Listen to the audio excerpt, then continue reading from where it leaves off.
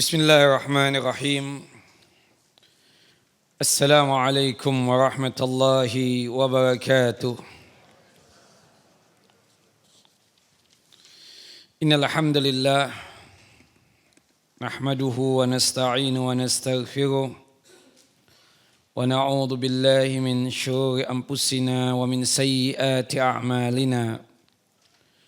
May yahdihillahu fala mudilla lahu ومن يضلل فلن تجد له وليا مرشدا أشهد أن لا إله إلا الله وحده لا شريك له وأشهد أن محمدا عبده ورسوله ولقد قال الله تعالى في القرآن العظيم يا أيها الذين آمنوا اتقوا الله حق تقاته ولا تموتن إلا وأنتم مسلمون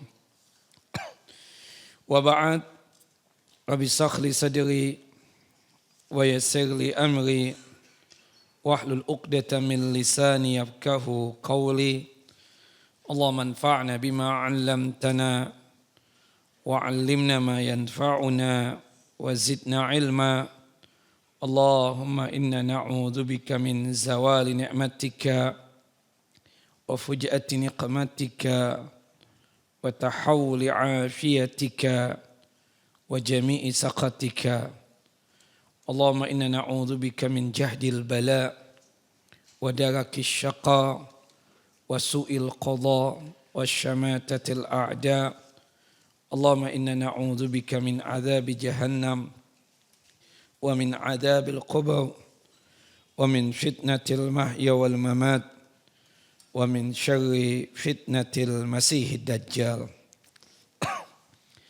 Ikhwani wa akhawati fid din, a'azani wa a'azakumullah. Bapak dan Ibu yang dimuliakan oleh Allahu Jalla wa Ala, Majlis Ta'lim Hidayah Sakinah yang sedalam lindungan dan penjagaan Allahu Jalla wa Ala. Melanjutkan kajian kita pembahasan tentang fikih salat. Pada kesempatan yang lalu kita sudah kupas tuntas berkaitan tentang syarat wajib salat, kemudian syarat sahnya ibadah salat. Terakhir kita membahas syarat sahnya ibadah salat berkaitan tentang masalah niat.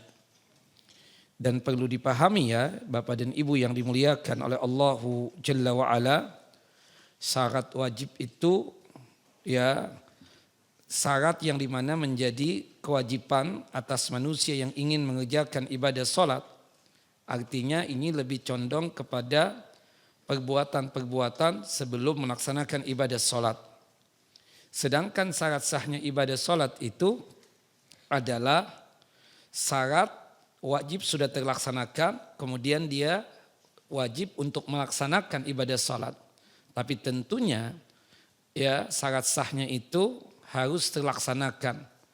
Ada yang sebelum sholat, ada juga yang sudah pas waktu melaksanakan ibadah sholatnya. Termasuk berkaitan tentang masalah menghadap kiblat, kemudian niat dan seterusnya. Nah syarat wajib melaksanakan ibadah sholat itu ada 4, sedangkan syarat sahnya ibadah sholat itu ada 6. Masih ingat gak ibu-ibu? Pasti lupa kan? Syarat wajib melaksanakan ibadah salat ada 4. Yang pertama Islam, artinya non-muslim, kafir. Kalau toh mereka salat tidak dianggap oleh Allah Jalla wa Ala. Karena syarat wajibnya tidak ada pada orang tersebut, yaitu Islam. Karena orang kafir itu kalau toh melakukan kebaikan dan kebajikan tidak bersama dengankan pahala dan amal soleh. Kenapa? Karena syarat seseorang yang melakukan perbuatan baik, perbuatan baiknya dianggap sebagai amal soleh yang bersama dengankan pahala jika dia sudah Islam. Sebagaimana yang dinyatakan di dalam surah Al-Furqan, surah yang ke-25 ayat 23. Wa qadimna ila ma amilu min amalin faja'alnahu haba'an manthura. Nanti di padang mahsyar itu Banyak manusia-manusia yang berbondong-bondong datang kepada Allah Jalla wa'ala menunjukkan amal perbuatan yang pernah dia lakukan ketika di dunia. Yang mereka menganggap bahwasannya itu adalah perbuatan baik mereka. Ternyata ketika disidang oleh Allah Jalla wa'ala, keputusannya bahwasannya amalan tersebut tidak dianggap sebagai amal soleh yang bersama dengankan pahala. Dikarenakan mereka itu datang kepada Allah Jalla wa'ala dalam kondisi kufur, beragama selain Islam. Jadi amalan-amalan mereka yang mereka anggap baik itu dijadikan oleh Allah Jalla wa'ala seperti butiran-butiran pasir yang ditiup oleh angin, tidak ada nilainya dan tidak ada hasanatnya. Nah, ini syarat wajib ibu-ibu. Ibu-ibu sudah catat ya? 6. Yang kedua, syarat wajibnya ya, ini sekedar mengulang, mengingatkan ya, karena audien kita ini ya, subhanallah ya, 6. Saya tidak berani untuk meneruskannya. 6. Yang kedua adalah ya balik. Ya, balik. Tahu kan Bapak Ibu balik? Kalau tahu apa tandanya? Laki-laki kenapa? Perempuan memang enggak mimpi basah. Ada 4 kan tandanya, ya untuk perempuan 4, untuk laki-laki 3. Untuk kita laki ataupun perempuan tanda kebalikan yang pertama adalah mimpi basah dengan keluar air mani. Baik laki ataupun perempuan ya. Yang kedua, maaf kalau bahasa kurang sopan, tumbuhnya al-anah, tumbuhnya bulu di sekitar kemaluan. Sebagaimana disebutkan di dalam hadis Abdullah ibnu Umar bin Khattab adalah anhuma. Baik laki ataupun perempuan. Kemudian yang ketiga berumur 15 tahun. Baik laki ataupun perempuan. Jadi kalau sekiranya anak kita mau laki mau perempuan, dia tidak mengaku mimpi basah, juga mereka juga mengingkari tentang tumbuhnya al-ana, ya. Kemudian juga bisa jadi wanita itu tidak haid, tapi sudah berumur 15 tahun, berarti sudah apa? Sudah balik atau balighah. Hadis Abdullah ibnu Umar bin Khattab radhiyallahu anhuma. Nah untuk wanita tambah satu lagi, yaitu datang tamunya yang bernama haid. Jelas ibu-ibu? Tidak jelas. Nah tanda kebalikan tadi ada 4 untuk wanita. Apa saja ibu-ibu? Mimpi basah dengan keluar air mani. Yang kedua, tumbuh al-ana. Ya. Yang ketiga, usia 15. Tambah satu lagi buat wanita, haid. Alhamdulillah. Nah itu yang kedua ya, syarat wajib melaksanakan ibadah salat. Yaitu sudah balik. Dan sudah kita tuntaskan pada pertemuan kita yang lalu. Cuma bapak dan ibu lupa ya, seperti itu. Kemudian yang ketiga adalah berakal. Lawan daripada berakal apa bapak ibu? Majnun, gila ya. Jadi bapak atau ibu kalau ingin meninggalkan sholat boleh. Jika apa? Ya itu tadi, nah seperti itu. Nah kondisi orang gila itu macamnya banyak ya. Jenisnya banyak. Ada yang pingsan. Pingsan juga dianggap seperti orang gila.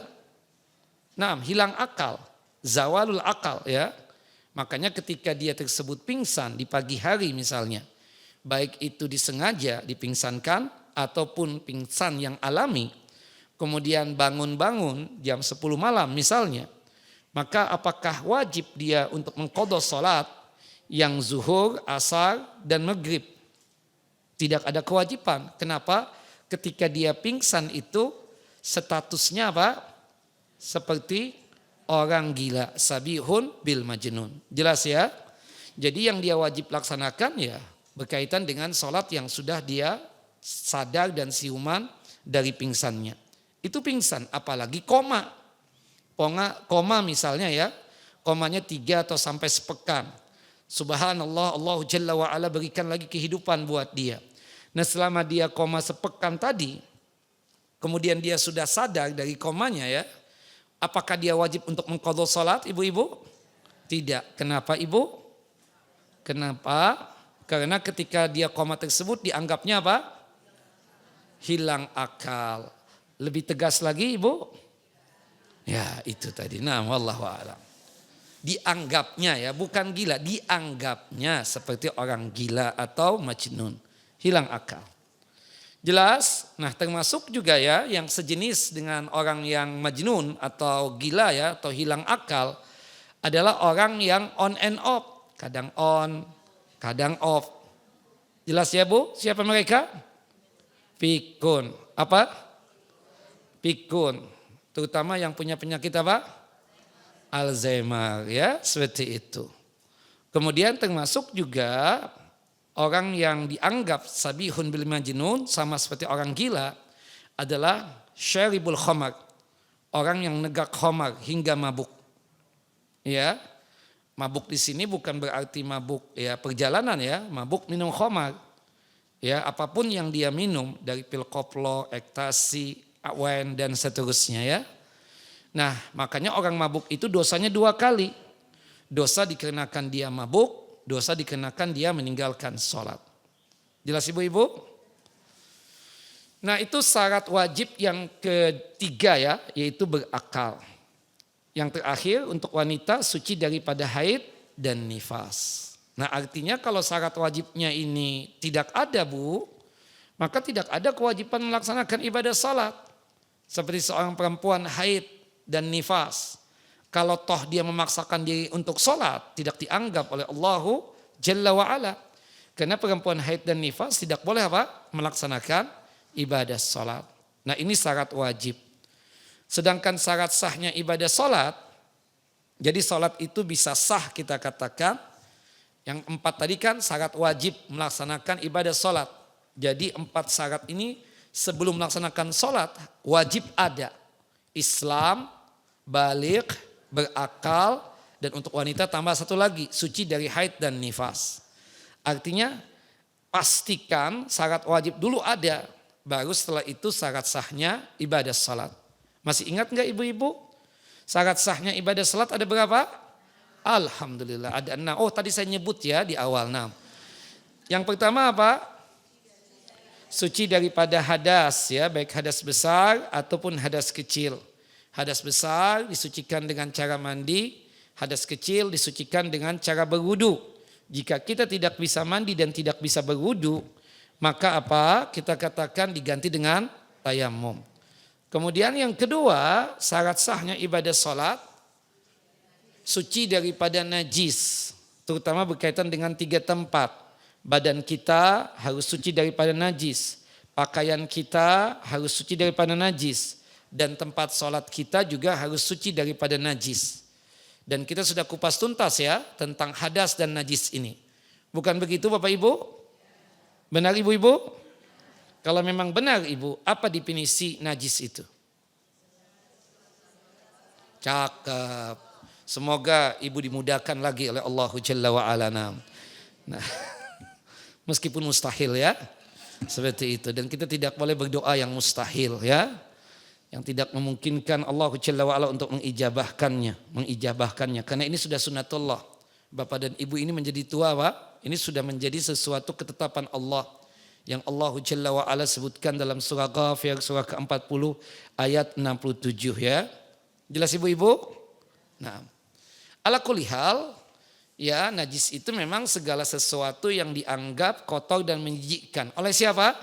Oleh Allah dan Rasulullah sallallahu alaihi wasallam.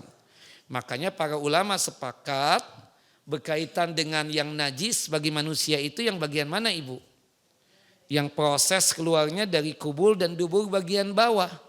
Itu doang yang najis, kecuali 1 air mani ya, tidak najis. Artinya yang keluar dari mulut kita, dari muntah, dari ludah, ya, dahak, najis enggak Bapak Ibu? Tidak. Yang keluar dari hidung, dari upil, ingus, darah, dan sejenisnya, najis enggak Bapak Ibu? Tidak. Termasuk yang dari telinga ya, dari congek dan seterusnya, itu tidak apa? Tidak najis. Jelas?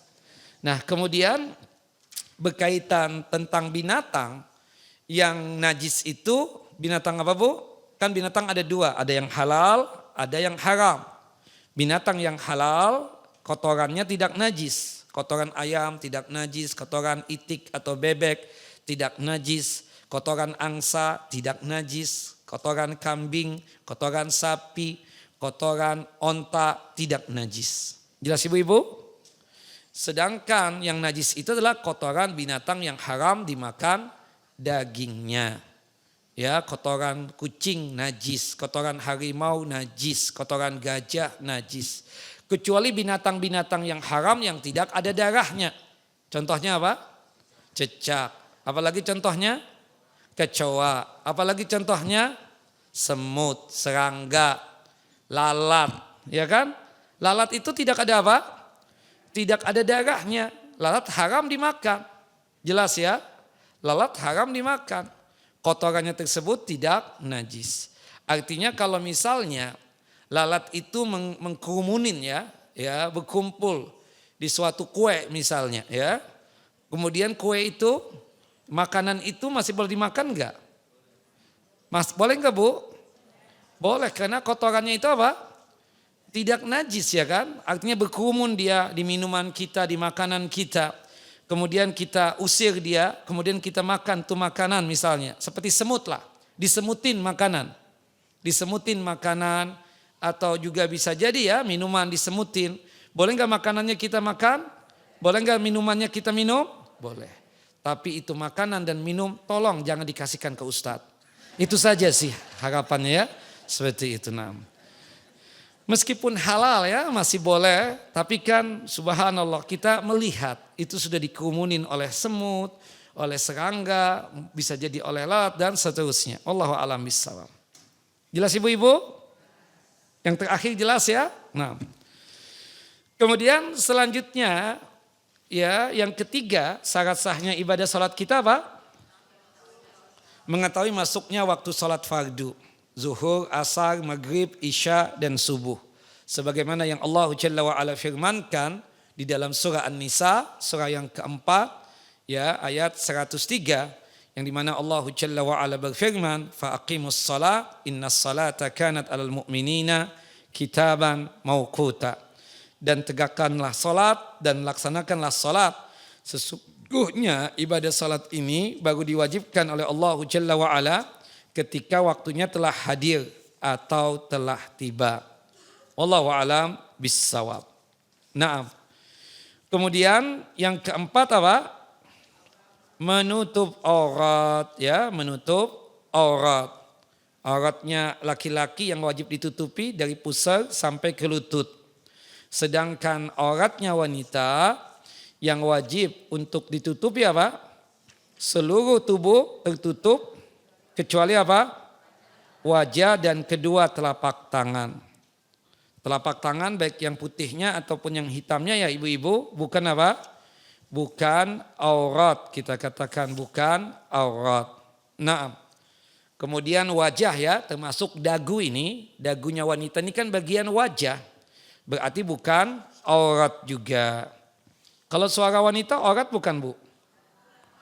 Aurat kenapa ibu ngomong tuh? Aurat. Ya kan ngomong.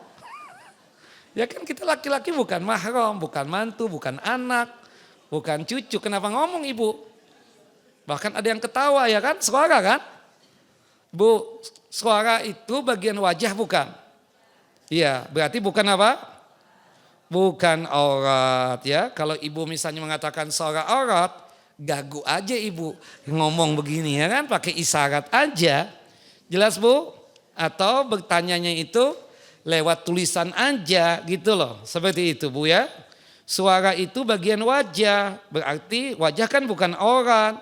Berarti apa? Suara wanita itu bukan aurat. Wallahu alam. Dalilnya apa? Banyak sekali dalilnya. Di antaranya apa? Kita katakan banyaknya wanita yang datang kepada Nabi SAW dan langsung bertanya. Yang rata-rata bukan mahramnya Nabi yang bertanya tersebut ya kan. Nah, tidak pernah Rasulullah mengatakan tunggu ya suara aurat tulis aja misalnya kan enggak. Rasulullah mendengarkan suara itu wanita yang bertanya. Bukan begitu ibu-ibu? Nah kemudian para sahabat bertanya kepada ibunda-ibunda kita termasuk ibunda Aisyah. Ya ibunda Aisyah, ya ibunda Ummu Habibah. Masalah ini berkaitan dengan ini gimana jawabannya? Dijawablah oleh mereka. Dan bersuara kita katakan. Menunjukkan bahwasanya suara itu aurat. Suara itu bukan apa? Bukan aurat. Suara itu apa? Bukan aurat. Nah, belajar di mana sih ibu mengatakan suara itu aurat? Nah, maka oleh sebab itu ya ibu minta maaf sebelumnya bu ya. Kalau nelpon ustadz itu jangan bentak-bentak bu ya. Teriak-teriak gitu loh. Standar aja ngomongnya. Assalamualaikum, waalaikumsalam. Ustadz, afwan, hari Selasa, pekan kedua kajian ustadz. Ya, kalau udah selesai. Ya insya Allah ustadz mau nanya ini. Jangan, Assalamualaikum ustadz, sehat. Bu kenapa bu? Kenapa? Sebentar. Biasa aja ngomongnya. Kenapa seperti itu? Ustadz, afwan Ustadz, Anda takut kalau suara Anda yang biasa nanti Ustadz sahwat atau birahi. Astagfirullahaladzim. Maaf ya Bu, saya minta maaf sebelumnya ibu-ibu. Yang pertama Bu ya, ibu sudah tua, nenek-nenek. Yang kedua ya, istri saya lebih cantik jauh banget dari ibu. Maaf banget. Ya, subhanallah. Enggak ada sedikit pun ada perasaan apa-apa. Ya, ilfil ada mungkin ya seperti itu. Nah, Allahu Akbar. Biasa aja. Kebiasaan banget. Ibu belajar dari siapa? Berteriak-teriak itu ngomong. Ya Allah, jangan-jangan sama suami teriak-teriak juga ngomongnya. Jangan bu ya, ibu wanita. Wanita itu kan lambang kelembutan. Jadi suaranya yang biasa aja. Apa kabar? Sehat. Bukan dalam rangka menggoda ustadz juga. Bukan menggoda laki-laki juga. Sehat. Assalamualaikum. Sehat. Apa kabar? Baik.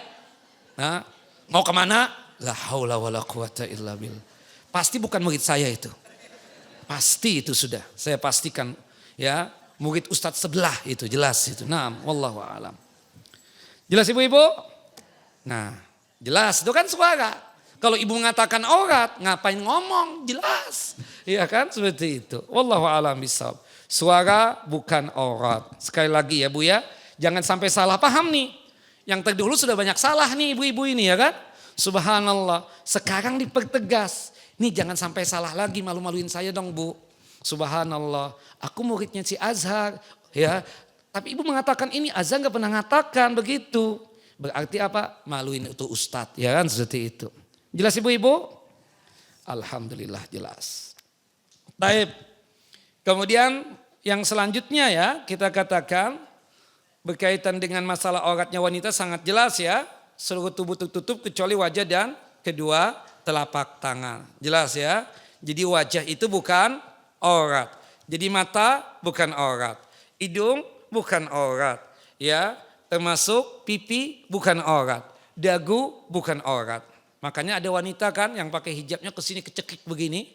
Ahsannya lebih baiknya tuh ibu atau tuh perempuan pakai cadar aja sekalian. Seperti itu kan, kesian dia. Nah, tapi ketika sholat penutup wajahnya dibuka kan. Karena ketika sholat dan ketika ihram haji atau umrah, ya wajah dan kedua telapak tangan ini dalam kondisi terbuka. Tidak boleh ditutup ya, baik dengan penutup wajah ya, hijab, cadar misalnya niqab, ataupun dengan qafazain ya, atau dengan sarung tangan misalnya. Tidak boleh ya ketika sholat dan ketika apa kita katakan? Ketika melakukan ihram haji dan umrah. Jelas ibu? Nah.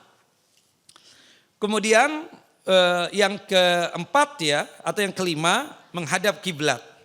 Menghadap apa? Kiblat. Ya, kiblat kita di Ka'bah Al-Musyarrafah sudah saya jelaskan juga kalau kita berada di dalam Masjidil Haram, maka tubuh kita ini, fisik kita ini wajib kita hadapkan ke fisiknya Ka'bah. Makanya kalau antum, Bapak dan Ibu perhatian tuh di dalam Masjidil Haram, hatta kita di tempat sa'i, itu tehal-tehalnya pasti menghadapnya kemana? Ke fisiknya Ka'bah. Karena kita memang wajib menghadapkan fisik ini, tubuh ini ya ke fisiknya Ka'bah, ke badannya Ka'bah. Tapi kalau kita di luar dari Masjidil Haram, sholatnya misalnya masih di Mekah misalnya sekali ya. Kita misalnya di daerah Ajiziyah atau dimanapun ya. Kita wajibnya itu menghadapkan ke fisiknya Masjidil Haram. Ya jelas.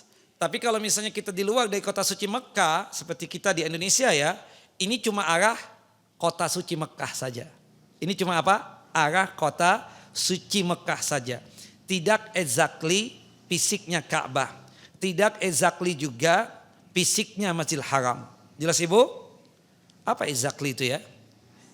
Pas, tepat ya, seperti itu. Nah, benar. Seperti itu. Wallahu a'lam bishawab. Nah, masih ingat nggak Bapak Ibu? Kita wajibkan menghadap kiblat. Tapi ada 4 keadaan yang kita tersebut gugur kewajiban menghadap kiblat. Yang pertama apa? Yang pertama tidak tahu arah kiblat. Subhanallah. Ya, tidak tahu arah kiblat. Misalnya kita di hutan belantara. Subhanallah. Lupa bawa handphone lagi. Atau kalau tahu bawa handphone jadul, nggak ada kompasnya. Kita nggak tahu arah Mekah di mana. Maka sholatlah sesuai dengan keyakinan kita di mana kira-kira arah Mekah tersebut. Nah, kemudian yang kedua ya, tidak mampu, entah kena sakit atau masih sehat walafiat. Kayak kita sholat di dalam kereta atau di dalam pesawat. Kereta lagi jalan, pesawat lagi jalan nih. Ya, kita kan sehat walafiat. Ya, kalau di pesawat ada kemungkinan bisa menghadap kiblat tersebut. Tapi tergantung pesawatnya ya kan, seperti itu. Tapi di kereta sangat tidak bisa untuk menghadapkan tubuh kita ini kemana? Ke arah kiblat. Maka pada saat itu kembalikan kepada firman Allah Jalla wa'ala di dalam surah Al-Baqarah, surah yang kedua, ayat yang terakhir, ayat 286. La yukallifullahu nafsan illa wus'aha. Allah tidak pernah membebankan kepada kita kecuali sesuai dengan kemampuan kita. Dan juga termasuk mereka yang sudah stroke ya, yang sudah badannya itu nggak bisa digerakkan lagi. Maka salatlah sesuai dengan kemampuan dia. Nggak perlu bapak dan ibu sebagai anaknya ya atau sebagai cucunya ngangkat-ngangkat tubuh ya orang tuanya agar salatnya menghadap kiblat. Karena beliaunya sendiri nggak sanggup untuk menghadapkan tubuh kemana? Ke arah kiblat. Maka kembalikan kepada firman Allah Jalla wa'ala dalam surah At-Taghabun ayat yang ke-16. Fattaqullaha mastata'tum. Bertakwalah kepada Allah Jalla wa'ala sesuai dengan kemampuan kita. Nah cuma begini ya. Kan saya lihat sebagian bapak-bapak itu sholatnya duduk di atas kursi. Saya lihat bapak itu masih bisa jalan. Jelas ya? Ini poinnya di sini. Antum gak bisanya apa-apa. Saya gak bisanya ruku Ustaz sama sujud. Oke kalau berdiri bisa. Bisa. Ikut dengan imam Al-Fatihah dan pembacaan surahnya bisa. Bisa Ustaz. Berarti apa? Dia yang bisa-bisanya itu wajib dilakukan salatnya berdiri. Adapun sekiranya dia gak bisa misalnya ruku sambil berdiri. Maka duduk. Dia tidak bisa sujud misalnya. Baru duduk kan seperti itu. Tapi yang bisa-bisanya itu tetap dilaksanakan. Jelas Bapak Ibu? Termasuk takbiratul ihram. Saya lihat kok dia dari sana ke dalam masjid ini, masuk ke masjid ini bisa jalan. Berarti kan at least takbiratul ihramnya dia bisa apa? Berdiri. Kenapa langsung duduk? Jelas ya? Allah Maha mengetahui, Allah alim ya. Jadi yang kita bisa kerjakan, yang kita tidak bisa baru apa? Duduk. Salatnya masih tetap dalam kondisi apa? Berdiri. Meskipun ada yang berdiri, ada yang duduk, nggak ada masalah. Tapi ya kembali kepada diri kita masing-masing. Jelas Bapak Ibu? Kemudian yang ketiga apa? Ketika kita musafir berada di atas kendaraan untuk mengerjakan salat sunnah. Ketika kita musafir berada di kendaraan untuk mengerjakan salat sunnah. Artinya kalau kita musafir tidak berada di atas kendaraan, tidak boleh salat sunnahnya apa? Tidak menghadap kiblat. Tetap apa? Menghadap kiblat. Tapi karena kondisi kita musafir dan berada di kendaraan, maka salat sunnahnya boleh kemanapun arahnya kendaraan tersebut berjalannya. Wallahu a'lam bissawab. Jelas Bapak Ibu? Nah makanya kan salat-salat sunnah yang menjadi kebiasaan kita itu jangan ditinggalkan. Hatta kita musafir. Seperti salat duha, tahajud dan witir, salat sunnah wudu misalnya. Kerjakan meskipun kendaraan sedang jalan. Wallahu a'lam bissawab. Kita ini kenapa sih ketika safar itu jadi malas mengerjakan salat sunnah? Padahal Rasulullah SAW kita tahu nih untuk safar masih mengerjakan salat sunnah enggak? Masih. Masih apa tidak? Qobliyah dan ba'diyah? Tidak. Kecuali qobliyah subuh. Kenapa Nabi Muhammad SAW ya ketika safar semua qobliyah dan ba'diyah ditinggal oleh Nabi kecuali qobliyah subuh. Apa sebabnya? Karena ada jamak dan qasar. Nah, itu yang menjawab muridnya si Azhar itu. Pasti sudah ya. Kalau dia jawab musafir, bukan murid saya itu. Nah, iya benar. Alhamdulillah nyambung sudah ya. Memang harus perlu disinggung-singgung terus ya, diingatkan terus. Memang seperti itu. Murajaah lagi. Supaya apa? Supaya ingat terus nempel. Benar nih. Berarti nih Bapak Ibu, kalau sekiranya Bapak Ibu nanti kan nih Desember nih. Ya, ini adalah waktunya untuk malak-malakin suami. Untuk holiday kan, subhanallah. Holidaynya kemana? Mekah, Madinah, umrah misalnya. Yang islami banget ya. Seperti itu. Meskipun ke tempat lain boleh-boleh aja. Yang penting tidak maksiat di situ. Seperti itu. Nah kebetulan Bapak dan Ibu ya ketika di Mekah itu sholatnya tanpa jamak dan qasar. Sholat zuhurnya ikut dengan imam 4 rakaat di waktu zuhur. Salat asarnya ikut dengan imam ya di waktu asar tanpa jamak dan qasar karena ingin mengambil fadilah dan keutamaan Masjidil Haram. Nah, ketika kita tidak menjamak dan tidak mengqasar salat tadi ya, apakah boleh kita mengerjakan qobliyah dan ba'diyah? Boleh atau tidak? Boleh atau tidak? Boleh. Makanya alasan qobliyah subuh itu tetap dikerjakan oleh Nabi ketika safar. Kenapa? Keutamaannya atau ada sebab lain? Salah lagi, bukan muridnya Azhar itu murid baru pasti. Pasti murid baru itu. Kenapa qobliyah subuh itu tetap dikerjakan oleh Nabi ketika safar sekalipun? Karena salat subuh itu tidak ada paket jamak dan paket qasar. Understood Bu? Jelas enggak? Murid baru jelas? La haula wa la quwata illa billah. Capek sih ngajarin ibu-ibu. Cuma asyik begini ya, subhanallah. Seninya kan ada di sini nih. Ulang lagi. Alhamdulillah, makanya rata-rata ya ustadz yang ngajar di Hidayah Sakinah habis ngajar pasti tua habis itu. Nah, seperti itu. Nah. Wallahu alam. Apalagi yang kurang perawatan ya, seperti itu. Subhanallah. Nah. Jelas ibu-ibu? Enggak ada lagi kan yang murid baru ini. Jadi qobliyah subuh tetap dikerjakan oleh Nabi kita Muhammad SAW ketika safar itu alasannya karena keutamaan atau ada alasan lain? Ada alasan lain. Apa alasan lain itu? Karena tidak ada paket jamak dan qasar dalam sholat subuh itu. Jelas Bu ya, bukan masalah keutamaannya. Nah makanya ketika kita di Mekah nanti kita sholatnya normal ya. Artinya tanpa jamak dan qasar. Kita kerjakanlah qobliyah dan ba'diyahnya mumpung di Mekah. Jelas ya, jadi qobliyah dan ba'diyah itu ada jika tidak ada jamak dan qasar.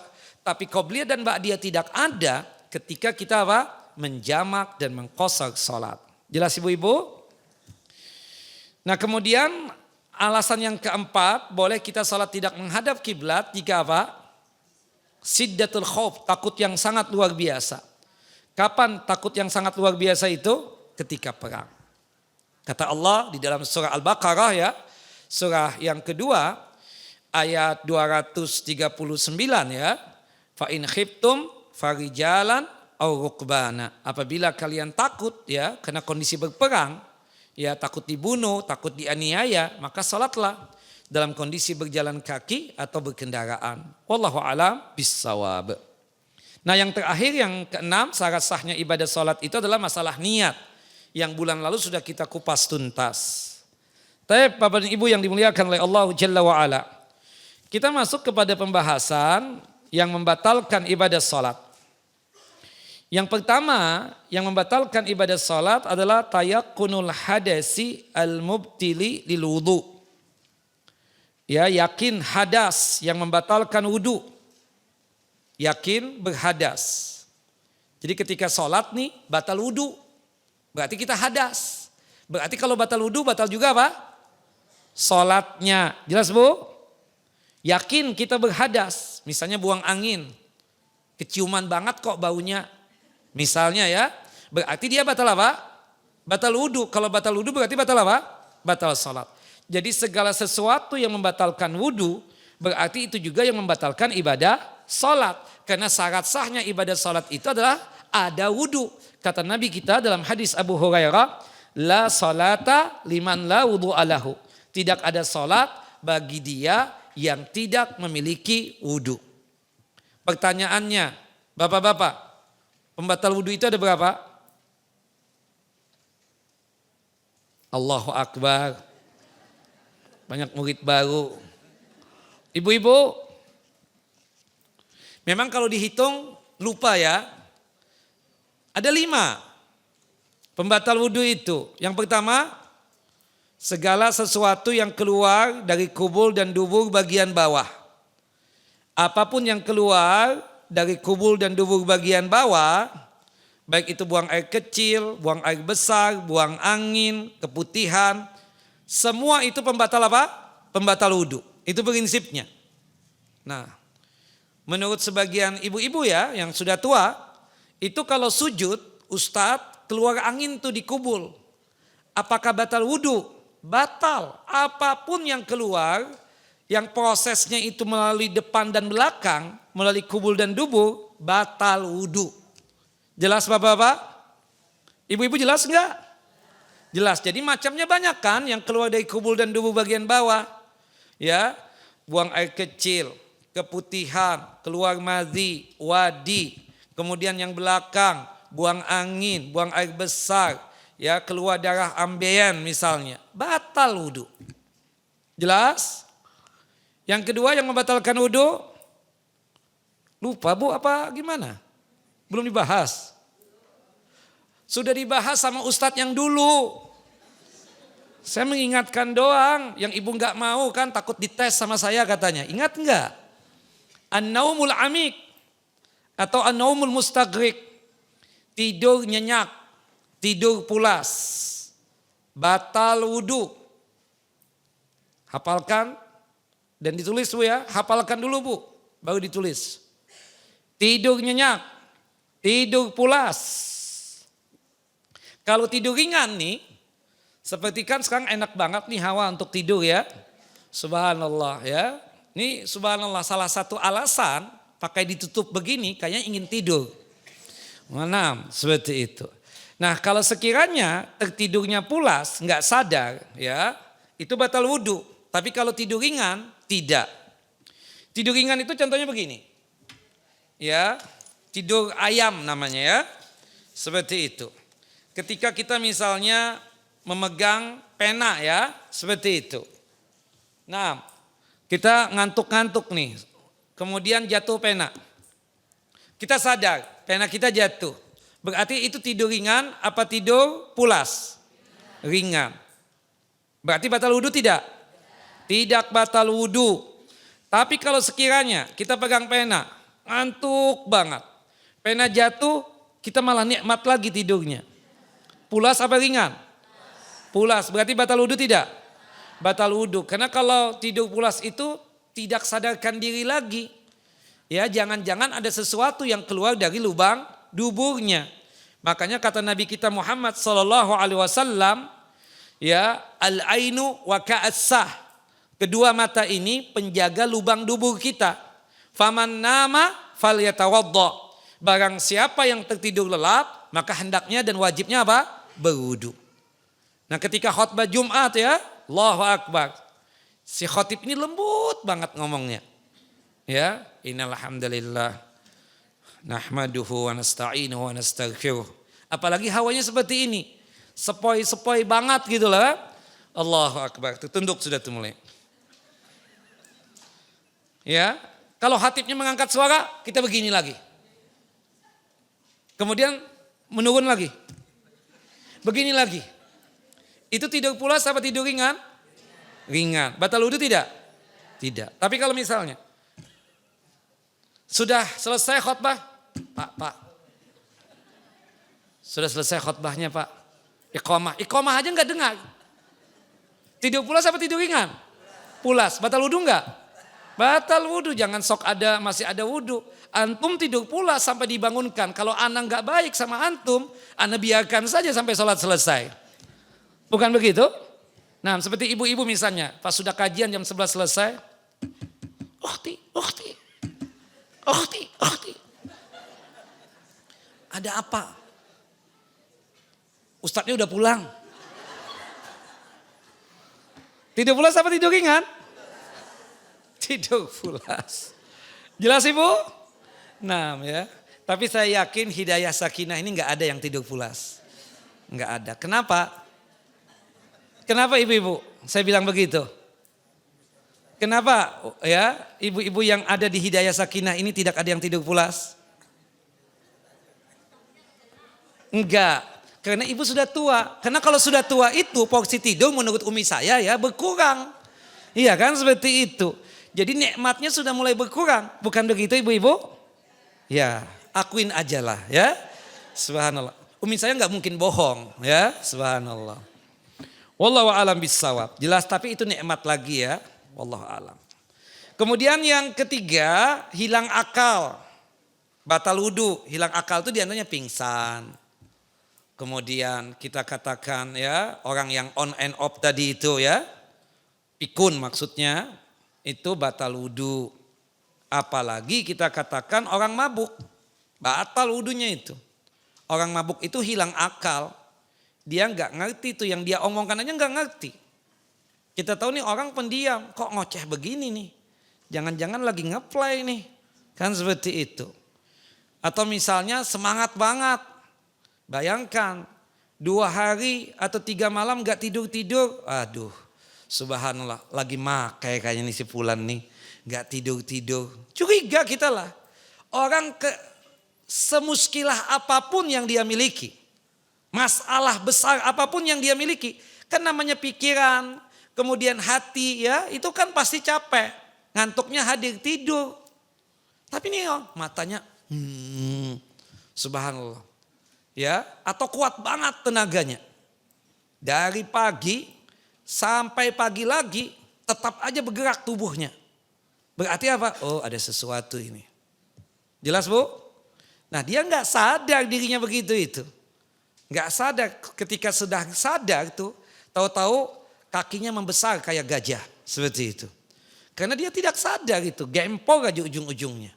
Na'udzubillah min dzalik. Itulah bahayanya apa? Khomar itu. Yukhamirul akal. Artinya apa? Merusak akal pikiran. Wallahu alam bissawab. Hati-hati ya. Naam, jaga anak keturunan kita dari masalah yang satu ini. Jangan sampai terjatuh ke dalam apa? Ya, hal-hal yang na'udzubillah. Seperti narkoba ya. Na'udzubillah min dzalik. Naam. Semoga Allah Jalla wa'ala menjaga kita sekeluarga. Anak keturunan kita dijaga oleh Allah Jalla Jalaluh. Yang keempat yang membatalkan wudhu adalah memegang kemaluan secara langsung dan sengaja. Jelas ibu-ibu? Bapak-bapak yang keempat. Keempat itu habis tidur itu. Yang pertama segala sesuatu yang keluar dari kubur dan dubur bagian bawah. Yang kedua tidur nyenyak. Yang ketiga hilang akal. Yang keempat memegang kemaluan secara langsung dan sengaja. Jelas Bu? Yang bilang kelima siapa tadi?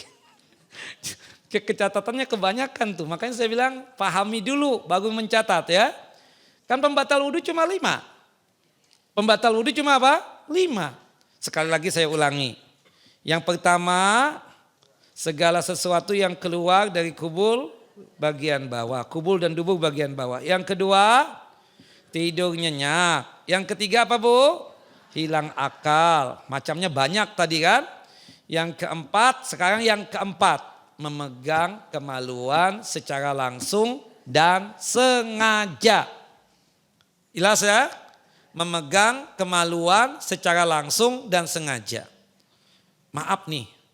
Kalau bahasa kurang sopan dalam masalah mencontohkan. Punya kita gatal. Kita garuk di balik pakaian kita. Batal wudhu enggak? Tidak. Kenapa? Tidak langsung meskipun sengaja. Subhanallah. Kita nih bapak-bapak habis mandi kita bersegera untuk mengeringkan badan kita dengan handuk. Tahu-tahu tersentil punya kita sedikit, batal wudhu enggak? Tidak. Kenapa? Tidak sengaja. Tapi nyebokin anak batal wudhu enggak Bapak Ibu? Batal. Kenapa? Sengaja dan langsung. Enggak mungkin nyebokin anak ya, cuma subhanallah semprotannya doang. Cebok sendiri ya. Subhanallah. Ini perempuan, subhanallah, segeli-gelinya perempuan dengan yang berkaitan dengan itu, ketika sudah jadi ibu, mau tidak mau tangannya pun juga apa? Memegang bagian itu untuk nyebokin apa? Bayinya atau anaknya. Makanya Bapak dan Ibu ya, subhanallah, luar biasanya ya, jasanya orang tua kita, khususnya ibu kita, yang dia sebenarnya untuk menyebokin itu aslinya malu nih anak nggak bisa apa-apa. Tapi ketika menikah, siapapun dia, mau darahnya apapun kita katakan, sekaya apapun dia, ya hatta subhanallah, kita katakan ya putri raja sekalipun, tapi ketika berkaitan dengan anaknya ya melakukan ya buang hajat tadi, dia mau untuk menyebokinnya, bukan begitu? Nah, seperti itu. Nah berarti batal nggak wudunya? Ya batal, kena langsung dan sengaja. Wallahu alam bissawab. Jelas? Yang terakhir makan daging onta. Yang kelima yang membatalkan wudu apa? Makan daging onta. Kenapa batal? Karena ada dalil. Rasulullah yang mengatakan itu. Tawadda'u min luhumil ibil. Berwudulah kalian habis makan daging onta.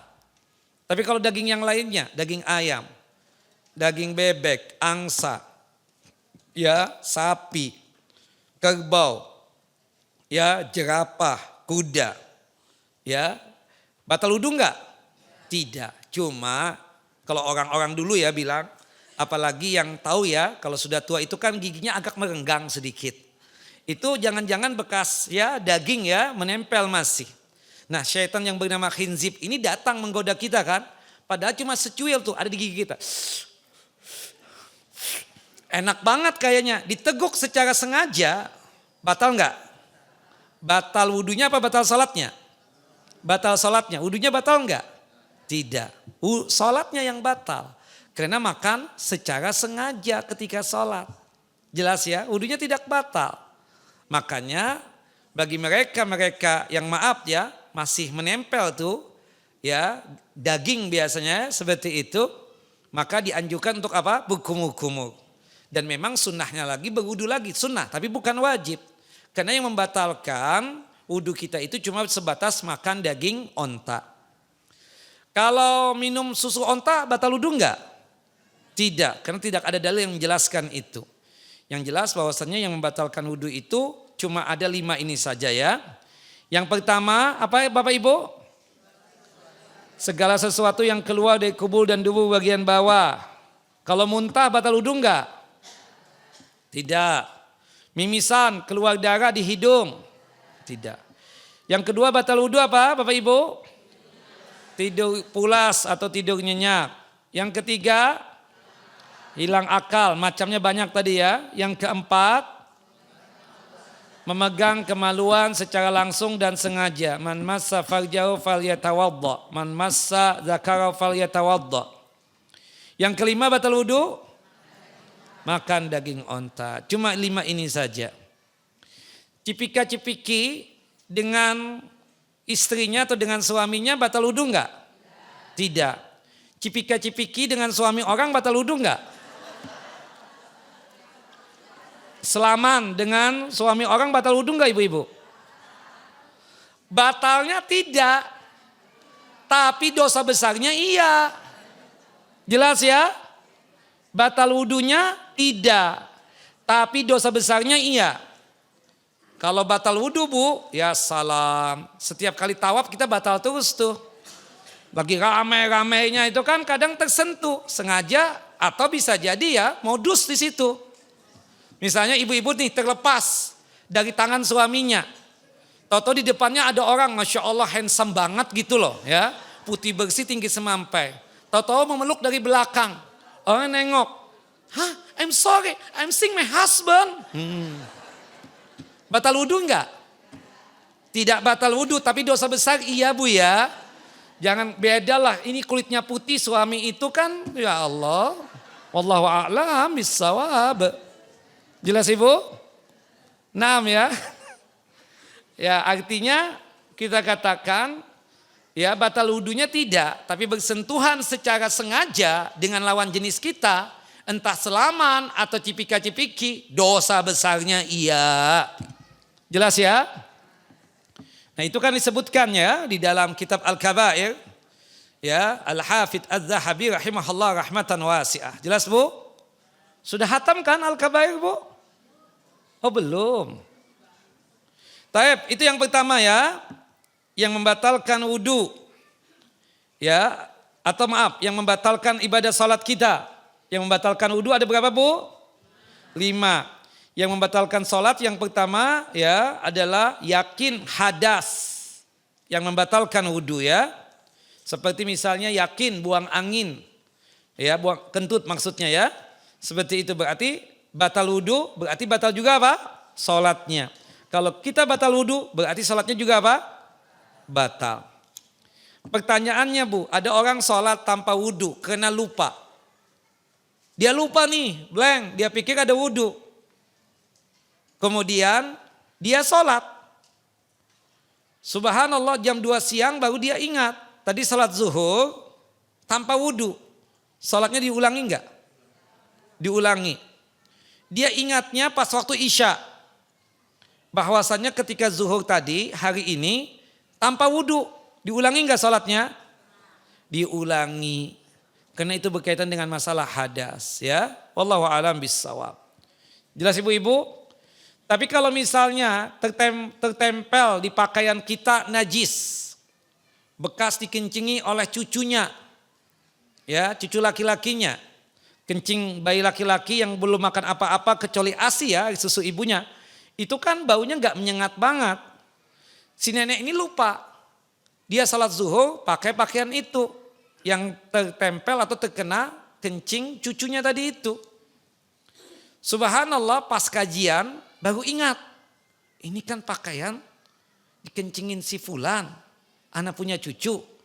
Itu sholat yang dia memakai pakaian tadi itu diulangi enggak sholatnya ibu-ibu? Diulangi atau tidak? Tidak, benar. Ini baru muridnya Azhar ya, seperti itu, paham? Jelas ibu-ibu? Senang saya hari ini bisa jawab semua. Alhamdulillah. Setelah sekian lama ya kita mendidik ya, alhamdulillah ada keberhasilan. Ini lebih berharga daripada kekayaan dan fulus ketika melihat muridnya itu sukses ya. Subhanallah, Allahu Akbar. Ini lebih menyenangkan buat saya. Nah, tahap yang kedua yang membatalkan salat kita, meninggalkan syarat sahnya ibadah salat. Tarku syartin min syurutis salat. Dia tinggalkan syarat sahnya ibadah salat. Syarat sahnya ibadah salat tadi ada berapa Bu? Ada berapa Bapak? 6. Misalnya dia salat tanpa wudhu, hadas tadi kan? Batal salatnya, tidak sah. Atau misalnya dia yakin di pakaiannya itu ada najis. Ya, dia pakai juga tetap pakaian tersebut untuk salat. Enggak sah. Kenapa? Karena syarat sahnya ibadah salat suci daripada najis. Atau misalnya ibu-ibu salat pakai daster doang. Di dalam kamarnya nggak apa-apa kan di kamar sendiri Ustadz. Iya kan? Pakai daster dia salat. Rambutnya kemana-mana, betisnya kemana-mana. Sah nggak salatnya? Tidak sah. Kenapa? Membuka aurat. Jelas ya? Seperti itu. Termasuk bapak-bapak. Kita sudah ngomong Pak, ini celana bapak nih. Ketika salat, terutama waktu sujud, itu belahan bapak kelihatan banget. Kok Ustaz bisa memperhatikan begitu? Ana di belakang antum, ana mau muntah. Cuma ana tahu nih sholat. Ana harus ngomong sama antum, nih celana gak layak lagi dipakai Pak untuk sholat. Tapi Ustaz enggak, kalau berdiri gak kelihatan. Iya berdiri, tapi ketika sujud, celana dalam antum warnanya apa ana tahu. Ana di belakang antum, belahannya kelihatan juga. Ini pakaian gak layak untuk dipakai untuk sholat. Jelas ya? Antum harus ngomong tuh. Kan kita suatu saat bapak-bapak merasa melihat yang demikian kita ngomong sama saudara kita. Afwan, ya, Mas bro, Afwan, ya, punya antum ini bro, celananya, aduh, ana nggak kuat tadi, ana nggak khusus sholatnya. Kenapa? Belahan antum kelihatan. Oh begitu Ustadz ya? Iya bro, jangan lagi pakai ya pakaian beginian. Celana ini nggak layak untuk apa? Dipakai. Begitu kira-kira ya. Kita infokan, mungkin dia nggak tahu. Ya, subhanallah. Makanya kan memasukkan pakaian ke dalam itu, boleh nggak ke dalam celana kita? Secara hukum boleh-boleh saja. Pingin necis misalnya, untuk menunjukkan gespernya. Kan gespernya subhanallah bermerek banget gitu, branded gitu loh. Masa dia keluarkan gak kelihatan banget gitu kan. Akhirnya dia pakai seperti itu. Yang dipastikan apa? Aman tetap, terutama ketika sujud. Karena memang ketika tersujud itu kan ada yang sesuatu yang terangkat dari celana tadi itu. Makanya dianjurkan kan bagian pakaian ini dikeluarkan saja supaya bagian itu tidak kelihatan seperti itu. Tapi boleh enggak kita berpakaian tadi kemeja misalnya, kemudian celananya kan bahan, subhanallah dia pakai gesper yang branded itu gitu loh. Dia kemudian memakai itu dengan kencangnya gitu loh. Insya Allah aman. Tidak menjadi masalah, pakai saja kan seperti itu. Wallahu a'lam bissawab. Nah, yang jelas dipastikan ketika sujud terutama belahan belakang itu jangan sampai kelihatan, ya termasuk pakaian dalamnya juga jangan sampai apa? Kelihatan seperti itu. Karena itu terlihat aurat. Terlihat apa? Aurat. Nah, sudah kita infokan begitu. Ketika ketemu sholat wajib selanjutnya di masjid ini masih pakai itu juga. La haula wala quwata illa billah. Batal sholatnya. Jelas ya, karena celana yang dia pakai itu ketika sujud memang kelihatan ya belahan belakangnya dia tersebut. Dan itu aurat. Wallahu a'lam. Jelas bapak-bapak? Ini untuk bapak-bapak nih. Ibu-ibu sih nggak ada kayak gini pastinya. Ini untuk bapak-bapak. Ya, untuk mas bro ini ya seperti itu. Nah, kemudian selanjutnya, sholat nggak menghadap kiblat. Kiblat kan ke sana. Pakai sholat ke sana, pakai nantangin Tuhan lagi. Allahu Akbar. Ya akhi haram alaik, nggak boleh. Kiblat di sana. Ana tahu ana pingin ke sana sekali-sekali deh. Astagfirullahalazim. Enggak sah sholat antum. Karena meninggalkan apa? Syarat sahnya ibadah sholat. Kan ada yang keblinger begitu kadang. Sudah dikasihkan info, kiblat ke sana. Tetap dia sholat ke sana. La haula wala quwata illa billah. Jelas ya? Termasuk juga sholat niatnya salah. Yang kita sebutkan pada pertemuan kita yang lalu. Ini kan sholat zuhur. Atau dia sholat niatan sholat asar. Enggak sah lah. Ini berjamaah sholat zuhur. Dia niatan sholat sunnah. Iya kan? Harusnya kan dia sholat zuhur bersama imam. Karena dia belum sholat zuhur. Dia niatkan sholat sunnah misalnya. Subhanallah. Dia kepikiran apa gitu kan. Ini sholat zuhur. Tahu-tahu dia niatkan. Ustaz, ana tadi kan seharusnya sholat zuhur. Cuma ana niatkan sholat sunnah tadi Ustaz. Ana lupa. Ana pikir sholat tarawih. Misalnya ya. Sah nggak sholat zuhurnya? Enggak sah. Seperti itu. Karena niatannya salah. Wallahu a'lam bissawab. Makanya maaf ya al-majnun, orang gila. Itu kenapa sholatnya tidak sah? Karena tidak ada niat. Orang gila itu nggak ada niat. Makanya kan orang gila itu kalau kita suruh misalnya ketawa, nangis, lari, pukul. Karena gak ada niat dia. Orang gila kan seperti itu. Wallahu a'lam bissawab. Makanya tidak ada beban untuk menjalankan apa? Syariat. Itu yang kedua Bapak Ibu. Meninggalkan syarat sahnya apa? Ibadah sholat. Yang ketiga, meninggalkan rukun sholat. Meninggalkan apa? Rukun sholat. Termasuk tidak tumaknina dalam sholat. Kan ada seorang sahabat Nabi sholat tahiyatul masjid. Disuruh oleh Nabi ulangi lagi. Ya kan? Kenapa? Sholatnya tidak tumaknina. Meninggalkan rukun sholat.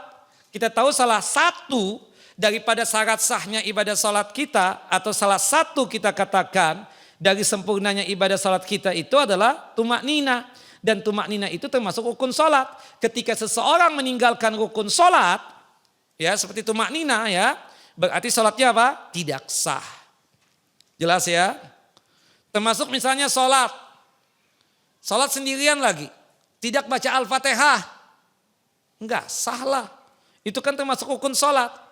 Kemudian ada orang yang sholat, dia bisa sujud, tapi enggak mau sujud. Iya kan? Makanya saya tanya yang sakit ini, yang sholat duduk di atas kursi itu, Bapak masih bisa sujud enggak? Bisa sih Ustaz kalau anak paksakan. Bapak paksakan sakit atau enggak sakit? Enggak sih Ustaz sebenarnya, cuma anak lagi malas aja sujud, enggak mau. Nah, enggak sah, terutama berkaitan dengan sholat apa? Sholat wajibnya. Seperti itu, karena meninggalkan apa? Rukun sholat. Termasuk misalnya sholat tanpa tasyahud, ya tidak sah sholatnya. Karena meninggalkan rukun sholat. Itu yang ketiga. Jelas apa Ibu? Yang keempat, al-aklu wa syurbu amdan. Makan dan minum secara sengaja. Qala al-imam Ibnul Munzir. Imam Ibnul Munzir berkata, ajma'a ahlu al-ilmi ala anna man akala aw syariba fi salatil fardi amidan anna alaihi al-i'adah. Sepakat para ulama, ya, bagi siapa yang makan dan minum di dalam salat wajib secara sengaja, maka dia wajib mengulangi salatnya. Wa kadza fi salati tatawwu' indal jumhur. Menurut mayoritas ulama, termasuk salat sunnah. Kalau kita di salat wajib ataupun salat sunnah sengaja makan nih. Kayak tadi yang ada ya, yang giginya renggang di situ ada ya daging yang nempel enak banget. Naam. Kemudian dia sengaja dia teguk ya, maka batal salatnya dan wajib untuk mengulangi salatnya, baik salat wajib ataupun salat sunnah. Li'anna ma abtalal fardha yubtilu at-tatawwu. Karena segala sesuatu yang membatalkan salat wajib juga membatalkan salat apa? Salat sunnah. Jelas apa Ibu? Yang keberapa ini Ibu-ibu? Keempat. Sekarang kita masuk yang keberapa? Kelima. Berkata-kata atau ngobrol dalam sholat tanpa ada maslahatnya. Kalau ada maslahatnya, menegur imam yang salah jumlah rakaat karena lupa. Kita boleh nggak ngomong? Gimana kalau laki-laki menegurnya? Subhanallah. Atau imamnya tersebut lupa. Salah satu berkaitan dengan ayat surah, terdiam dia atau mulakhbat, tahu-tahu ke surah yang lain. Kita ingatkan dengan membaca ayat yang seharusnya dia baca. Boleh tidak?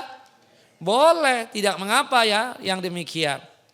Tapi kalau misalnya obrolannya, omongannya, perkataannya nggak ada kaitannya dengan kemaslahatan sholat, tidak boleh. Ya, zaman dulu itu dibolehkan berkata-kata ngobrol. Seperti tawaf. Makanya sholat itu kata Nabi SAW, ya, tawaf itu kata Nabi SAW, seperti sholat. Cuma bedanya kalau tawaf itu kita boleh ngobrol, bercakap-cakap, seperti itu. Ibu-ibu, ya sudah 5 kali ya. Nah, udah, Ustadznya ngingatkan kan. Jangan lupa baca doanya, doa ini. Ya, doa apa lagi Ustadz ya? Ibu minta hajat apa? Aku sih pingin supaya suamiku istiqomah, ya matanya jangan jelalatan, hatinya terjaga. Doa Ibu, doa, nggak apa-apa, seperti itu. Nah, ya, walhasil Ustadz aja deh yang pimpin. Ustadz, Bu, saya beda hajatnya Bu, saya beda, saya pingin ya beli rumah, ya, atau saya sedang memasarkan rumah, saya minta ya Allah ya Rahman ya Rahim dan seterusnya. Atau supaya dagangan saya laku, beda. Ibu aminkan ya berkaitan dengan hajat saya aja. Jadi ketika tawaf dan sa'i itu doa masing-masing aja. Pakai bahasa Indonesia boleh Ustadz? Boleh, tidak mengapa. Nah itu kan bagian cakap-cakap, bagian omong-omong tadi itu ya. Seperti itu. Nah dulu ketika sholat ngobrol. Ya sahih benar itu kan. Turunlah ayat di dalam Al-Quran dalam surah Al-Baqarah. Surah yang kedua ayat 238. Disebutkan di dalam hadis Zaid bin Arqam radhiyallahu an, Hadis yang dikeluarkan oleh Al-Imam Al-Bukhari dan juga oleh Al-Imam Muslim. Ya. Kunna natakallamu fis shalah. Dulu kami itu ketika salat masih asyik bercakap-cakap, ngobrol, masih dibolehkan. Yukallimu ar-rajulu minna sahibahu wa huwa ila janbi fis shalah. Ya, salah seorang kita ini berbicara dengan sahibnya yang berada di sebelahnya ketika salat, ya kan? Itu kalau kita misalnya boleh ngobrol nih ketika sholat. Hatta imam baca 1 juz kayaknya kita nggak terasa. Ya kita boleh aja, itu nggak apa-apa. Ya itu. Imam nih kelamaan ya, benar-benar ya. Itu zaman dulu begitu, sebelum turunnya ayat 238 surah Al-Baqarah. Nah, ketika turunnya ayat ini, hafidhu ala salawati was salatil wusta wa qumu lillahi qanitin. Jagalah oleh kalian salat 5 waktu. Termasuk salat yang paling afdol dari 5 itu adalah salatul wusta. Salatul wusta itu apa? Salatul asar. Jadi semua salat yang 5 waktu ini baik, utamanya luar biasa. Tapi salat asar lebih utama ketimbang salat yang lainnya. Kemudian ya disuruh kami tunduk dan patuh kepada Allah. Apa itu? Fa umirna bisukut wa nuhina anil kalam. Sejak turunnya ayat ini kami diperintahkan untuk diam. Tidak boleh bercakap-cakap lagi. Dilarang kami ngobrol ketika sholat. Jelas ya? Wallahu alam bissawab. Ya, ketika tawaf kan kita ngobrol. Sambil megangin, ya doa-doa, jangan lupa. Bisnis kamu kan masih jalan nih, kita mau buka lagi kan. Doa istrinya kan seperti itu ya. Nah, walhasil itu kan ketika tawaf ya. Makanya tidak terasa 1, 2, 3, 4, 5, 6, 7. Kalau sholat saat kalau begitu terjadi saat, waduh 2 juz juga imamnya 1 rakaat kayaknya kita masih kuat nih. Kayak kajian jadinya kan. Subhanallah, Allahu akbar. Tapi terlarang, tidak boleh. Kita harus fokus dengan apa yang disampaikan oleh imam. Sebagaimana yang Allah firmankan dalam surah Al-A'raf, surah yang ke-7 ayat 204. Ya, wa idza quri'al Qur'an fastami'u lahu wa ansitu la'allakum turhamun. Apabila dibacakan Al-Quran untuk kalian, maka ya dengarkanlah dan diam untuk menyimak bacaan Al-Quran yang dilantunkan oleh imam. Semoga kalian mendapatkan rahmat dari Allahu Jalla wa'ala. Nah, jadi kalau orang berbicara secara sengaja ya, secara sengaja, maka batal sholatnya. Tapi kalau misalnya dia ngomong karena lupa, Allahu Akbar, kan kena banyak pikiran ya. Allahu Akbar, kau gak laku-laku. Itu sudah lama iklannya. Tahu-tahu astagfirullah ngomong. Teruskan salat apa batalkan?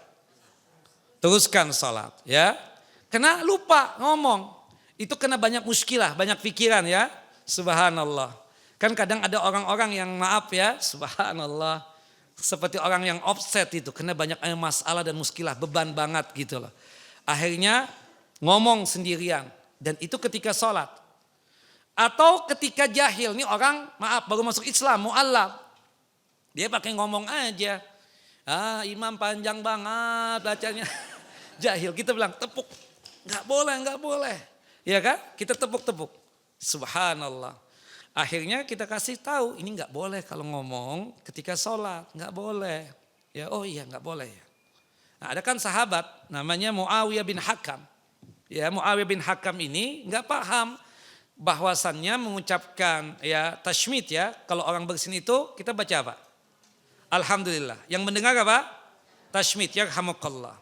Nah, dipikir oleh Muawiyah bin Hakam dalam sholat pun juga boleh. Seperti itu. Akhirnya dia apa? Ketika orang mengucapkan tahmid, alhamdulillah, yarhamukallah. Yarhamukallah. Sahabat nih.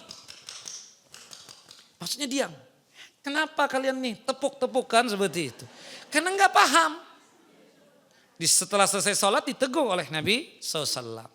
Jadi memang meskipun di luar sholat disyariatkan, tapi dalam sholat enggak boleh. Kayak salam misalnya. Kita tahu banget nih sahib kita, ya lagi sholat, suami ibu-ibu nih biasanya kan. Subhanallah, entah apa nih istri lagi bahagia banget. Suaminya lagi sholat sunnah. Kemudian, sayangku assalamualaikum. Lah, boleh nggak? Nggak boleh, orang lagi sholat. Nggak boleh. Apalagi dia jawabin, Waalaikumsalam warahmatullahi wabarakatuh. Batal langsung sholat seketika. Jadi makruh ya, orang lagi azan nih. Azan, Allahu Akbar, Allahu Akbar. Langsung satu, Assalamualaikum Pak Ustadz. Nggak boleh, orang fokus dengan ini. Termasuk orang lagi khusyuk nih, lagi fokus baca Quran. Kita main, Assalamualaikum. Subhanallah. Kalau bestinya nggak ada masalah, tapi nggak kenal juga. Sudah biarin deh dia.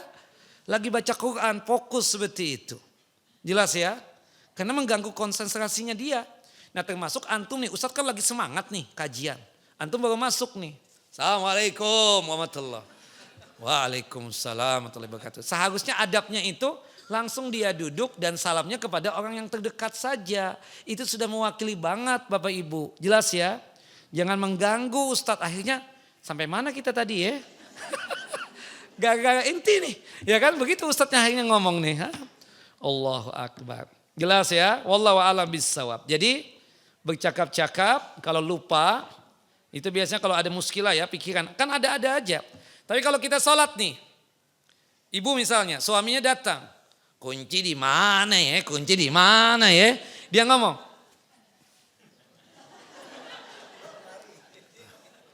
Makasih ya. Assalamualaikum, aku jalan ya. Jalan dia. Boleh seperti itu, tidak mengapa. Tapi ya ahsannya sih bapak-bapak ya, tunggu dulu istrinya selesai sholat. Terburu-buru Ustadz, nggak bisa lagi nih, soalnya mau ditunggu notaris. Ya udah deh, jalan deh. Ya seperti itu nggak apa-apa. Tapi kalau istrinya ngomong di atas meja, batal sholatnya. Jelas ya, wallahu a'lam bissawab. Jelas ibu-ibu? Itu yang keberapa? Yang kelima. Yang keenam. Ini yang keberapa sekarang? Sekarang yang keenam. Ad-dhahiku alladhi yadharu ma'ahu as-saut. Tertawa atau kohkohah, terbahak-bahak. Yang nampak suaranya. Kalau tertawa ya, dhahik itu kelihatan gigi dan kadang bersuara. Tapi kalau kohkoha itu suaranya terdengar, giginya pasti mulutnya itu mangap kan? Apa? Terbuka itu mangap ya? Mangap ya. Kalau ini tertutup mingkem ya. Nah, terbuka ini. Nah, kohkoha itu sampai gerak-gerak tuh. Batal itu wudu ya, batal itu sholat. Nah, batal itu sholat. Termasuk juga tertawa. Itu tertawa. Batal sholatnya. Tapi kalau tersenyum. Lihat anaknya lewat misalnya kan. Lagi apa sesuatu yang lucu lah. Batal enggak? Makruh. Jelas ya? Makruh. Wallahu a'lam bissawab ya. Tapi kalau tertawa batal. Subhanallah. Ada apa kejadian di waktu sholat ya. Tahu-tahu gak kuat nih. Batal seketika. Jelas ibu-ibu? Jelas ya? Batal. Tapi kalau dia. Tidak batal. Jelas? Tapi kalau sudah kelihatan gigi dan juga suara. Berarti dia tertawa. Batal sholatnya. Sebagaimana yang dikatakan oleh para ulama. Dan ini sepakat ya. Waqad ja'at iddatu atharin anis sahabati radhiyallahu anhum tadullu ala butlanis salati biddahiki. Ya telah banyak ya dari athar atau pendapat-pendapat dari kalangan para sahabat bahwasannya tertawa itu membatalkan salat. Wallahu a'lam bissawab. Amma tabassumu fala yubtilus shalah lakin in kana li ghairi uzrin kuriha. Ya, tersenyum tidak membatalkan salat, tapi kalau misalnya tersenyumnya tanpa ada alasan yang syar'i, hukumnya makruh. Sebagaimana yang dikatakan oleh Jabir, la yaqta'us shalah at-tabassumu. Salat tidak bakalan batal, walakin yaqta'u qarqarah. Ya, bahwasannya yang membatalkan salat tersebut adalah orang yang terbahak-bahak dan tertawa ya. Itu yang membatalkan salat. Wallahu alam bisawab. Nah, jadi bedanya ya, Masya Allah, dohik itu ketawa. Tertawa kelihatan gigi dan suara. Itu dohik. Tapi kalau kohkoha itu dengan gerakan tubuh. Kayak orang tuh subhanallah ya. Yang bergerak tubuhnya itu. Allahu Akbar. Itu lucu kelewat lucu atau apa ya sampai menggerakkan tubuh itu. Subhanallah. Ketawa. Ada orang yang model begitu. Kita jangan seperti itulah. Tetap jaimnya ada. Ketawa juga. Kan seperti itu. Atau dengan senyuman. Orang kalau misalnya sudah kelasnya tinggi. Cuma tersenyum saja.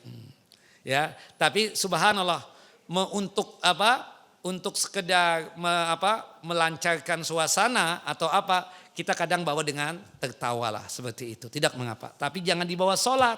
Tertawa itu batallah sholat kita. Nah ini 6 yang membatalkan ya. Ibadah sholat kita. Wallahu alam bissawab. Pas sudah jam 11 ini. Pasti nggak ada pertanyaan. Oh ada ya, silahkan. Monggo. Ya bang, langsung aja bang.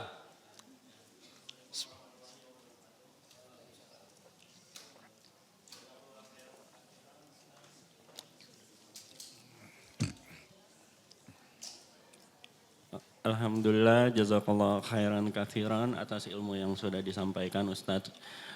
Izin bertanya, saya pernah dengar hadis bahwa saat kita sholat ataupun berdoa tapi di dalam ruangan yang ada patung atau gambar bernyawanya kan tidak sah itu sholat katanya Ustadz. Nah pertanyaan saya, bagaimana dengan produk-produk yang biasa kita beli buat stok di rumah gitu Ustadz? Kan di produk itu ada gambar-gambar bernyawanya tuh seperti binatang ataupun manusia gitu Ustadz. Kalau gambarnya kecil, kayak misalnya di rumah antum kan ada abon sapi, ada abon kambing, ada abon ayam atau apa berkaitan dengan ikan juga kan ada gambarnya untuk membedakan. Karena antum memang bisnis itu gitu kan. Nggak ada masalah ditaruh gambar kecil tadi itu. Seperti itu. Yang tidak boleh itu gambar ya yang besar yang dipajang. Itu yang tidak boleh. Sama dengan misalnya kita nih pakaian ya baju ada gambar kecil. Kan biasanya yang bermerek itu, yang branded kan pasti subhanallah mereknya merek binatang tuh biasanya. Ada yang kuda, ada yang buaya, ada yang anjing juga. Ada apa lagi tuh? Subhanallah ayam gak ada ya, seperti itu naam. Nah itu kan gambar kecil doang dan itu mukanya lagi gak ada polos banget. Gak ada mukanya sama sekali, itu gak apa-apa. Wallahu alam bissawab. Jadi yang tidak boleh itu ada gambar bernyawa misalnya. Antum sholatnya menghadap ke sana. Ya, tidak boleh. Ini misalnya ada pajangan, foto siapa misalnya, abah antum. Fotonya gede banget lagi. Ya, subhanallah. Nah, antum salat menghadap ya, itu foto jangan, hindari. Itu untuk menghindari apa? Kita katakan ya menjaga tauhid kita. Yang kedua kita katakan berkaitan tentang masalah ujung-ujungnya nanti kita ada sesuatu yang kita pikirkan sehingga membuat salat kita jadi apa? Jadi makruh. Dan intinya kalau ada gambar yang bernyawa yang dipajang tadi itu yang mengakibatkan malaikat rahmat tidak masuk ke rumah kita. Begitu kira-kira ya. Allahu a'lam bissawab. Ustadz kalau berdeham dalam sholat apakah batal sholat? Tidak. Kalau memang berdehamnya secara ini. Cuma kalau berdehamnya untuk negur Ustadz kelamaan.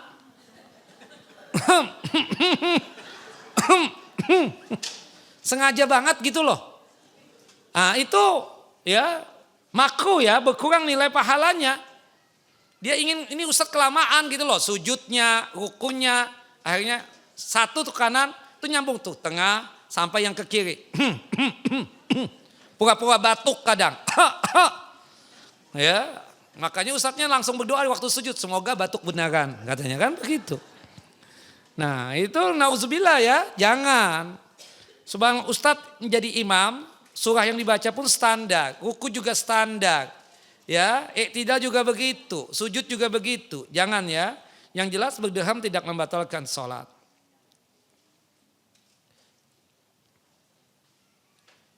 Ustadz mohon ajarkan doa agar kita diberikan kekuatan dan kelapangan rezeki ketika sedang diuji masalah ekonomi. Gampang doanya.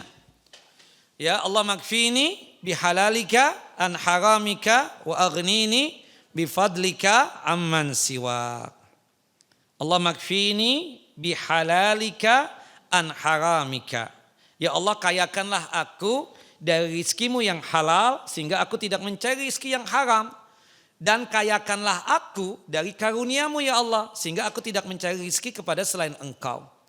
Nah, insya Allah utang-utang kita akan dibayarkan oleh Allah Jalla wa'ala. Dan insya Allah Allah Jalla wa'ala akan mengayakan kita. Yang kedua, rajin-rajin istighfar. Rajin-rajin apa? Istighfar. Subhanallah, Imam Hasan al-Basri itu duduk-duduk dengan besti-besti beliau, dengan sahib-sahib beliau, termasuk juga dengan murid-murid beliau ya. Datang seseorang, berkeluh kesah, curhat. Ya Imam, daerah ana lagi gersang nih, panceklik banget. Apa nasihat antum ke ana supaya daerah ana ya tidak gersang lagi, tidak panceklik lagi. Kata beliau, rajin-rajin istighfar antum. Kemudian orang ini berpamitan. Ya. Kemudian datang lagi orang kedua. Berkeluh kesah, curhat tentang kefakiran dia. Ya, Imam, ana udah bosan hidup fakir miskin. Ana pingin kaya. Gimana caranya? Kata Imam Hasan al-Basri, rajin-rajin antum istighfar. Perbanyak istighfar. Itu saja, itu saja. Makasih ya Imam. Jazakallah khairan. Assalamualaikum warahmatullahi wabarakatuh. Pulang tuh orang. Meninggalkan majlisnya Imam Hasan al-Basri. Datang lagi orang ketiga. Curhat, udah lama kawin, belum punya anak. Subhanallah. Ya, belum punya anak. Minta nasihat, gimana supaya Allah Jalla wa'ala menganugerahkan kepada anak keturunan. Kata beliau apa? Bijaksana banget kan? Ya, bijaksana banget nih Imam Hasan al-Basri. Nyuruhnya apa? Istighfar. Tapi kan ada oknum ya, subhanallah. Buka pos baru aja deh, ya kan? Ya kan? Itu oknum banget itu, oknum ustadz ya. Padahal kan nasihatnya Imam Hasan al-Basri itu dia nggak menyuruh begitu. Dia lama kawin belum punya anak. Bijaksananya Imam Hasan al-Basri. Ini kebetulan banyak ibu-ibu, jadi ustadz kita kelihatan bijaksana juga kan seperti itu. Nah, disuruh untuk apa? Istighfar. Rajin-rajin istighfar antum. Semoga antum punya anak dengan cara istighfar tadi. Subhanallah. Kan ada tuh oknum ustadz. Oknum ya, oknum bukan semua ustadz. Oknum. Subhanallah didatangin oleh seseorang sohib ya. Sohib rupanya langsung tuh ustadz. Udah buka pos baru aja kayak aneh kata dia. La haula wa la quwata illa billah. Gampang banget istrinya datang ke ustadz itu. Akhirnya mencak-mencak dengan tuh ustadz ya. Ustadz, inti ngomong yang benar dong. Inti enak aja. Jangan tarik-tarik suami ana dong. Awas ya, kata istrinya. Sekali lagi antum ngomong seperti itu sama suami ana. Dari hari ini Ustadz, suami ana larang ngaji sama inti. Dan itu memang realita, ada kejadian begitu ya. Seperti ini. Ini bukan sinetron. Dan benar kejadian begitu. Ya, makanya subhanallah kalau kondisi kita masih aman. Ibu-ibu itu nanti bergaul sama Ustadz Azhar, Ustadz ini. Kenapa? Yang ini jangan ya, yang ini jangan, yang ini jangan. Itu ketahuan banget sudah. Kenapa? Oh ini. Seperti itu. Iya kan Bu? Bu? Benar kan? Ada kejadian begitu kan? Nah, contohlah Imam Hasan al-Basri tadi. Subhanallah. Bijaksana banget beliau. Ya, rajin-rajin beristighfar. Meninggalkan majlisnya Imam Hasan al-Basri, datanglah ya orang keempat. Petani, gagal panen. Disuruh apa? Istighfar juga.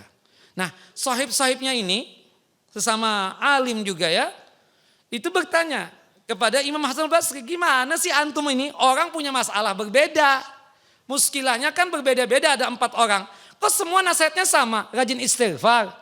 Maaf ya Besti, maaf ya Mas Bro ya. Kata Imam Hasan al-Basri, maaf ya wahai murid-muridku. Kalian gak pernah baca ya surah Nuh, surah ke-71 ayat 10 sampai ayat 12. Iya. Faqultu astaghfiru rabbakum innahu kana ghaffara. Nabi Nuh berkata kepada kaumnya, minta ampunlah kalian kepada Allah. Niscaya Allah Jalla wa'ala maha pengampun. Allah Jalla wa'ala niscaya akan memberikan ampunan kepada kalian. Karena Allah itu maha pengampun. Dikarenakan istighfar tadi, yursilus sama alaikum midrara.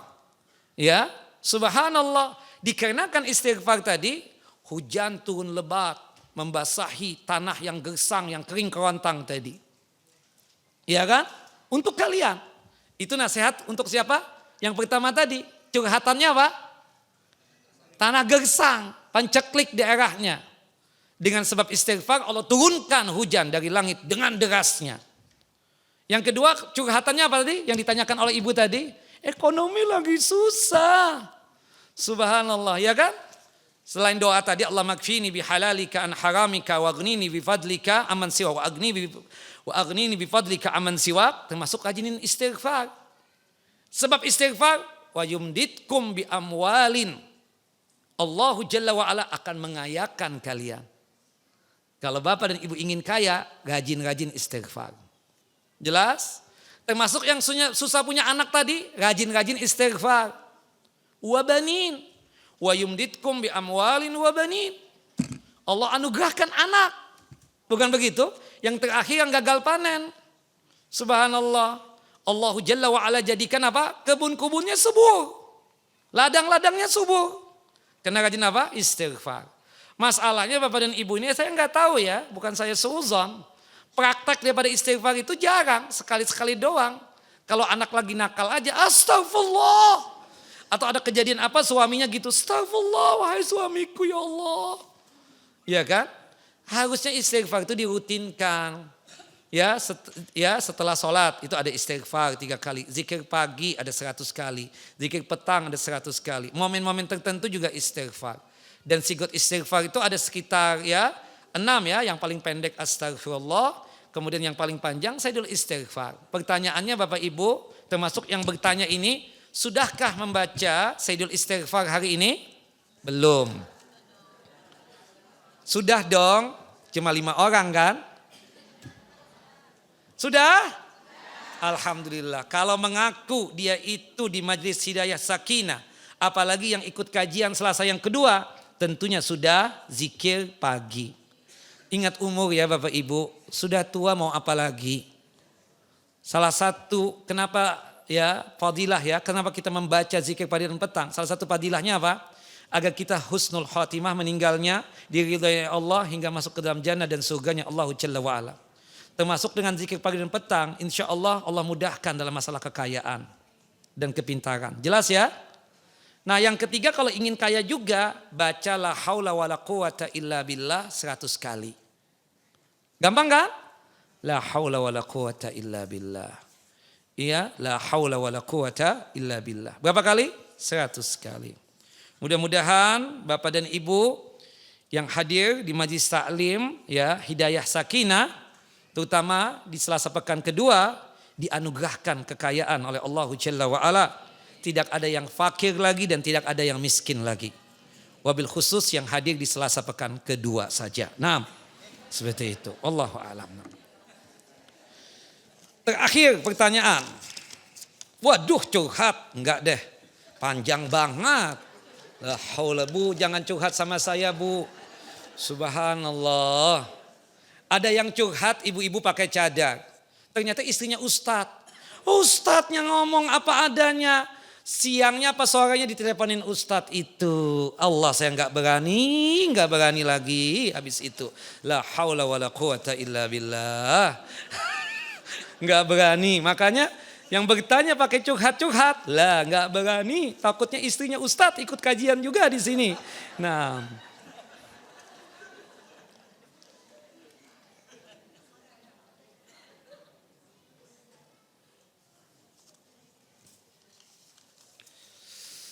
waduh ini sampai berjilid-jilid pertanyaannya, panjang banget nih. Nanti kita sambung ya, Ustadz. Bolehkah salat duha dirutinkan setiap hari?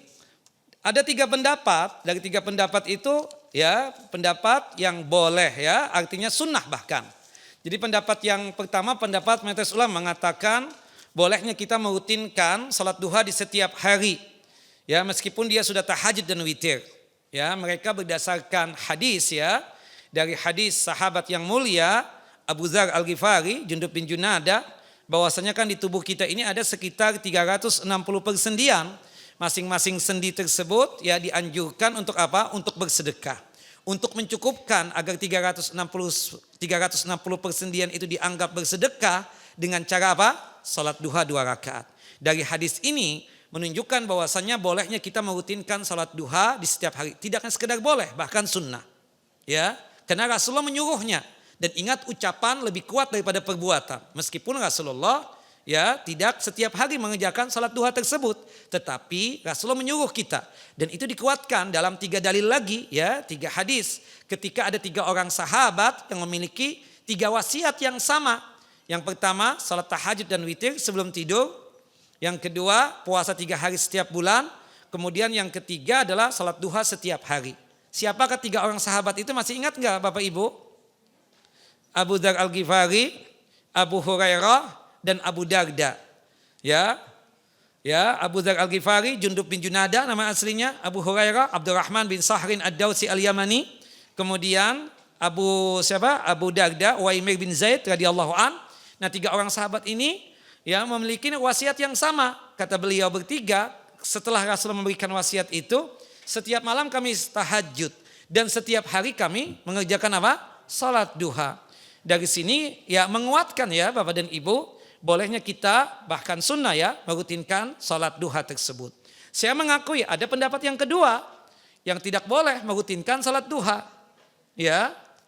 Karena kata mereka, kata pendapat yang kedua ini, Rasulullah itu kalau salat duha sepertinya tidak pernah ditinggalkan.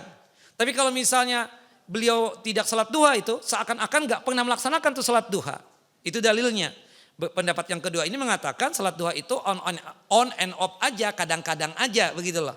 Kadang mengerjakan, kadang tidak mengerjakan. Tapi terbantahkan oleh pendapat mayoritas ulama tadi.